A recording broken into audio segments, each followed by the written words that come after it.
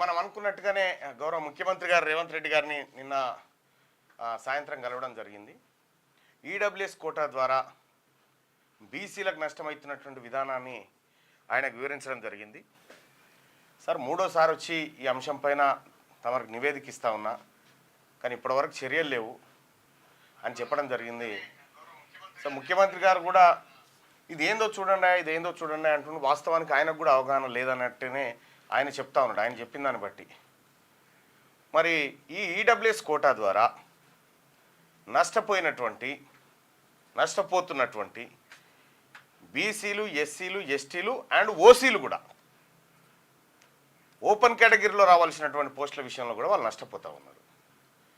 ఇది క్లియర్గా వివరించడం జరిగింది. ఈ రిజర్వేషన్ ఇంప్లిమెంటేషన్ విధానం ఏదైతే ఉందో ఇక్కడ ఈడబ్ల్యూఎస్ అది శాస్త్రీయంగా లేదు, దాన్ని సరిచేయండి అన్న విషయాన్ని కూడా చెప్పడం జరిగింది. ఇక్కడ ఈ ఈడబ్ల్యూఎస్ కోటాకు సంబంధించినటువంటి లెక్కలు ఒకసారి చూస్తే ఇదిగో ఈయన వడ్లని శేఖర్ యాదవ్ ఒకటి పెట్టిండు. ఈడబ్ల్యూఎస్ రిజర్వేషన్ల పితామహుడు నరేంద్ర మోడీ గారికి బీసీల తరఫున హృదయపూర్వక అభినందనలను పెట్టిండు. కారణం ఏంది? అది కౌంటర్. నల్గొండ జిల్లాలో ఎస్సీ షెడ్యూల్ క్యాస్ట్ వాళ్ళకు 1371 ర్యాంక్ వస్తేనేమో ఉద్యోగం లేదు. అదే ఓసీలకు 2050 ర్యాంక్ వచ్చినా కూడా ఉద్యోగం. అంటే వాళ్ళని ఇంటర్వ్యూకి పిలిచారు. ఏది 1:3కి. ఆదిలాబాద్ జిల్లాలో ఎస్సీ ఎస్టీలకేమో 452 ర్యాంక్ వస్తే ఉద్యోగం రాదు. ఈడబ్ల్యూఎస్ వాళ్ళకు 1948 వచ్చిన ర్యాంకు ఉద్యోగం వస్తుంది. ఇక్కడ ఎస్సీలకు 494 వస్తే ఉద్యోగం లేదు.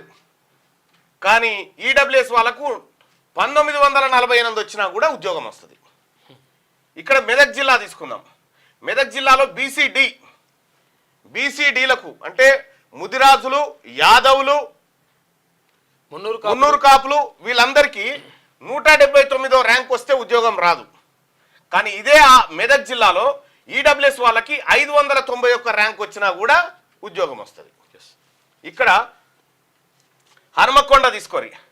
హనుమకొండలో బీసీడీకి 112 ర్యాంక్ వస్తే ఉద్యోగం లేదు. కానీ అదే అప్పర్ క్యాస్ట్లో ఈడబ్ల్యూఎస్ రెడ్డి గారి పిల్లలకు, వెలమూల పిల్లలకు వీళ్ళకి మాత్రం 377 ర్యాంక్ వచ్చినా ఉద్యోగం వస్తుంది. ఎస్సీలకు కూడా 182 వచ్చినా 183 వస్తే రానే రాదు. 183 వస్తే రాదు. ఇక్కడ ఏది ఖమ్మం జిల్లాలో కూడా ఎస్టీలకు 878 వస్తే రాదు. 1224 వచ్చినా కూడా ఈడబ్ల్యూఎస్ వాళ్ళకి వస్తుంది. నారాయణపేట అదే, సూర్యాపేట అదే. తెలంగాణ రాష్ట్ర వ్యాప్తంగా డిఎస్సిలో జరిగినటువంటి ఘోరం ఏంటంటే కేవలం ఈడబ్ల్యూఎస్ కోటా కింద 110 పోస్టులు రావాల్సి ఉండే వాళ్ళకు. 110 పోస్టులు రావాల్సి ఉంటే 1100 పోస్టులు ఇచ్చారు ఇప్పుడు వాళ్ళకు. అంటే దాదాపుగా 1000 పోస్టులు, 1000 ప్రభుత్వ ఉద్యోగాలు అప్పనంగా తీసుకుపోయి వాళ్ళ పల్లెంలో పోసారు. ఈ 1000 ఉద్యోగాలు ఎక్కడ ఉండాలంటే ఈ 1000 ఉద్యోగాలు ఓపెన్ కేటగిరీలో ఉండాలి. ఓపెన్ కేటగిరీలో ఉంటే చాలా మంది దానికి కాంపిటీషన్ తీసుకొని ఆ ఉద్యోగాన్ని సాధించేవాళ్ళు. ఇటు ఓపెన్ కేటగిరీ అభ్యర్థులకు నష్టపోయింది. ఇంకో గమ్మత్ ఏంటంటే ఇక చూడు, వెలుగు దినపత్రిక ఓపెన్ చేయి. అన్ని పేజీలు ఉన్నాయి. అన్ని పేజీలు లేదు. హైదరాబాద్ ఎడిషన్. ఈడబ్ల్యూఎస్ కోటా ఎట్లా దుర్వినియోగం అవుతుంది అనేది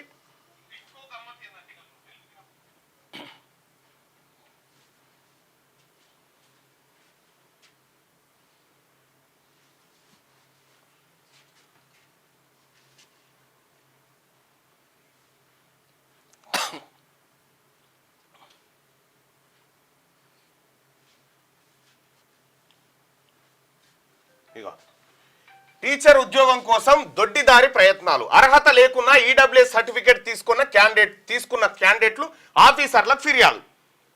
టీచర్ ఉద్యోగం సంపాదించేందుకు కొందరు దొడ్డిదారిన ప్రయత్నాలు చేస్తున్నారు. అర్హత లేకున్నా తహసీల్దార్ ఆఫీసుల నుంచి ఈడబ్ల్యూఎస్ సర్టిఫికేట్లు సంపాదించి వాటి ఆధారంగా ఉద్యోగాలు పొందే ప్రయత్నం చేశారు. దీన్ని గమనించిన మిగతా క్యాండిడేట్లు ఉన్నతాధికారులకు ఫిర్యాదు చేశారు. ఇటీవల వెలువడిన డిఎస్సి ఫలితాలు 1:3 కింద ఎంపికైన అభ్యర్థుల సర్టిఫికేట్ వెరిఫికేషన్ కొనసాగుతోంది. మెదక్ జిల్లాలో ఈడబ్ల్యూఎస్ కింద 13 పోస్టులు ఉండగా సర్టిఫికేట్ వెరిఫికేషన్ కోసం 39 మందిని పిలిచారు. వీరిలో హవేలీ గణపురం మండలానికి చెందిన ప్రభుత్వ ఉద్యోగుల భార్యలైన 2 మహిళా క్యాండిడేట్లు. చూసుకో మొత్తం పోయిందా?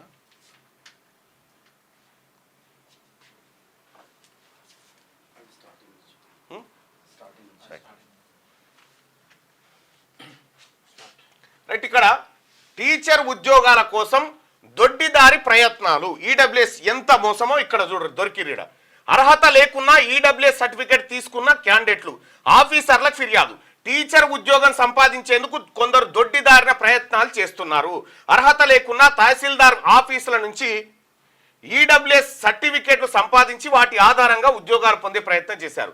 దీన్ని గమనించిన మిగతా క్యాండిడేట్లు ఉన్నతాధికారులకు ఫిర్యాదు చేశారు. ఇటీవల వెలువడిన డిఎస్సి ఫలితాల్లో 1:3 కింద ఎంపికైన అభ్యర్థుల సర్టిఫికేట్ వెరిఫికేషన్ కొనసాగుతుంది. మెదక్ జిల్లాలో ఈడబ్ల్యూఎస్ కింద 13 పోస్టులు ఉండగా సర్టిఫికేట్ వెరిఫికేషన్ కోసం 39 మందిని పిలిచారు. వీరిలో హవేలీ గణపురం మండలానికి చెందిన ప్రభుత్వ ఉద్యోగుల భార్యలకు ఈడబ్ల్యూఎస్ సర్టిఫికేట్ దొంగతనంగా ఇచ్చిరట. వాళ్ళు డిఎస్సి రాసి దొంగతనంగా టీచర్ ఉద్యోగాన్ని సంపాదించాలనేటువంటి ప్రయత్నంలో వెరిఫికేషన్ పోతే దాన్ని బీసీ విద్యార్థులు పట్టించారు. దాన్ని కూడా ఈడబ్ల్యూఎస్ సర్టిఫికేట్ సంపాదించి వాటిని సమర్పించారు. ఈ విషయాన్ని గమనించిన మెదక్కు చెందిన నిఖిత, రేగోడుకు చెందిన నరేష్ అడిషనల్ కలెక్టర్కు ఫిర్యాదు చేశారు. అర్హత లేకున్నా దొడ్డిదారిన ఉద్యోగాలు పొందే ప్రయత్నం చేస్తున్నారని, వారి వద్ద నిజమైన అర్హులు ఉద్యోగాలు కోల్పోవాల్సి వస్తుందని ఆవేదన వ్యక్తం చేశారు.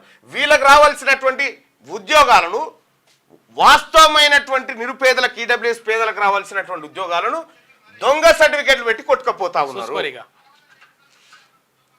జరిగినటువంటి ఘోరం, జరుగుతున్న ద్రోహం ఇది. ఇక్కడ నేను దాదాపు అందరికి చెప్తా ఉన్నా, డిఎస్సి రాస్తున్నటువంటి ప్రజలారా, ఎవరైనా ఫేక్ సర్టిఫికేట్లు పెట్టిరా ఈడబ్ల్యూఎస్, వాళ్ళ ఇంట్లో గవర్నమెంట్ ఉద్యోగం ఉంటే ఈడబ్ల్యూఎస్ ఎలిజిబిలిటీ లేదు, వాళ్ళ ఆదాయం 8 లక్షల పైన ఉంటే ఎలిజిబిలిటీ లేదు, వాళ్ళకు భూములు 5 ఎకరాలకు పైన ఉంటే ఎలిజిబిలిటీ లేదు. ఇటువంటి వాళ్ళు ఎవరైనా ఫేక్ సర్టిఫికేట్లు పెట్టి ఈడబ్ల్యూఎస్ సర్టిఫికేట్ కింద ఉద్యోగాలు సంపాదించిరా, సీట్లు పొందిరా, దయచేసి తోటి నిరుద్యోగులంతా పరిశీలించండి. ఇవి వాస్తవానికి దొంగతనంగా జొరబడతా ఉన్నారు ఇందులోకి. ఇప్పుడు బీసీ ఓడికి రిజర్వేషన్ రావాలంటే సామాజికంగా వెనుకబడ్డరని చెప్పాలి. మళ్ళీ పోయిందా? వాయిస్ స్ట్రక్ అయిందా? హలో హలో హలో హలో ఓకేనా? వాయిస్ ఓకేనా? రైట్. ఇక్కడ బీసీలకు రిజర్వేషన్ రావాలంటే సామాజికంగా వెనుకబడ్డరని చెప్పాలి, విద్యాపరంగా వెనుకబడ్డరని చెప్పాలి. కానీ ఈడబ్ల్యూఎస్ మాత్రం కేవలం పైసల విషయంలోనే వెనుకబడ్డరు కాబట్టి వీళ్ళకి ఉద్యోగాలు ఇవ్వాలనేటువంటి వేరే రాష్ట్రాల్లో ఈ నిబంధన లేదు. ఏది కేరళ రాష్ట్రంలో చూసుకుంటే 2.5 ఎకరాల కంటే మించొద్దు, తర్వాత ఇక్కడ 4 లక్షల కంటే ఎక్కువ ఉండొద్దు, ఇవన్నీ 2.5 లక్షల కంటే ఎక్కువ ఉండొద్దు. ఇవన్నీ నిబంధనలు ఈ రాష్ట్రంలో లేవు.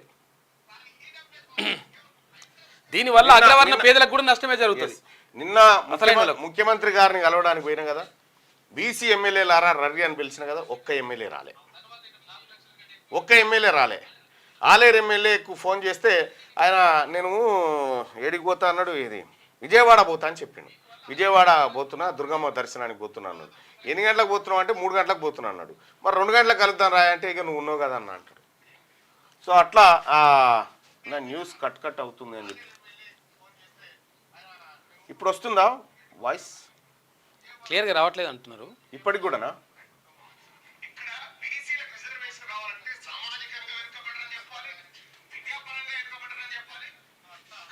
వాయిస్ ఏదో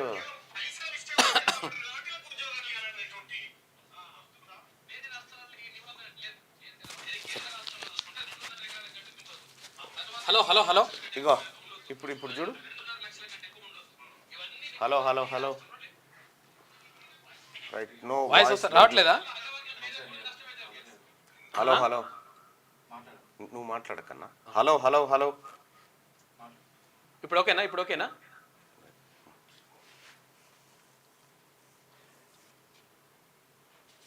ఎంఆర్ఓలకు కూడా మీరు దొంగ సర్టిఫికేట్లు ఇచ్చి రీసౌండ్ వస్తుంది అక్కడ వస్తుంది ఏది ఎంఆర్ఓలు కూడా ఫేక్ ఈడబ్ల్యూఎస్ సర్టిఫికేట్స్ ఇస్తే ఆ ఎంఆర్ఓల మీద కూడా చర్యలు తీసుకోబడతాయి. మీరు అర్హతలు పరిశీలించిన తర్వాతనే ఇవ్వాలా ఈ ఈడబ్ల్యూఎస్ విషయంలో. Right, thank you. అలాగే ఈ మార్నింగ్ న్యూస్ లైక్ చేయండి, షేర్ చేయండి సోదరులారా. జరుగుతున్నటువంటి అన్యాయం కళ్ళ ముందు జరుగుతూ ఉంది. కళ్ళ ముందు జరుగుతున్నటువంటి అన్యాయాన్ని ప్రశ్నించాలి కాబట్టి, మాట్లాడాలి కాబట్టి నిన్న పోవడం జరిగింది, సచివాలయానికి పోవడం జరిగింది. సచివాలయంలో ముఖ్యమంత్రి గారిని కలిసి రిక్వెస్ట్ చేయడం జరిగింది. అయ్యా మా వర్గాలకు అన్యాయం జరుగుతుందని చెప్పి. అంటే ముఖ్యమంత్రి గారు విచిత్రం ఏంటంటే ముఖ్యమంత్రి గారికి ఈడబ్ల్యూఎస్ ఇష్యూ తెలియదట. అదొకటి విస్మయం కలిగించేటువంటి అంశం. నిన్ననే పోయి మాట్లాడడం జరిగింది.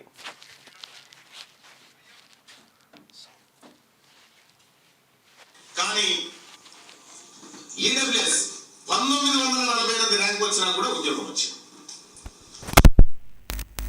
ఎస్సీల కంటే కూడా అత్యధికంగా లబ్ధి పొందుతున్నటువంటి వర్గంగా వాళ్ళ ఈడబ్ల్యూఎస్ తయారైపోయింది. వాస్తవానికి ఎప్పుడైతే బీసీలు కాంపిటీషన్ లెవెల్కి వచ్చిరో కథం మళ్ళీ దొడ్డిదారిన ఉద్యోగాలు సంపాదించాలనేటువంటి ఉద్దేశంతో ఈడబ్ల్యూఎస్ తీసుకొచ్చి ఈ ఈడబ్ల్యూఎస్ తీసుకొచ్చిన పితామహుడు నరేంద్ర మోడీ గారు. నరేంద్ర మోడీ గారు పెట్టినటువంటి పెంట ఇవాళ తెలంగాణ రాష్ట్రంలో బీసీల కంచంలో అన్నం మాయం చేసి మట్టి పోసిరు. ఇది జరిగినటువంటి ఘోరం. ఇక ఇంతకు మించిన ఘోరం ఉండదు.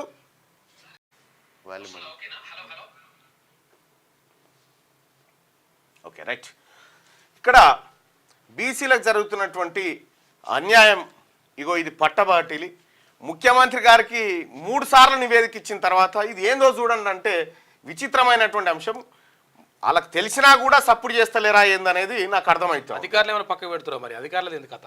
క్యూ న్యూస్ ఛానల్లో పనిచేయటకు అనుభవం గల సీనియర్ వీడియో ఎడిటర్స్ కావాలను సంప్రదించవలసిన నెంబర్ 8688926084. qnewsads@gmail.com ను సంప్రదించండి. లైక్ చేయండి,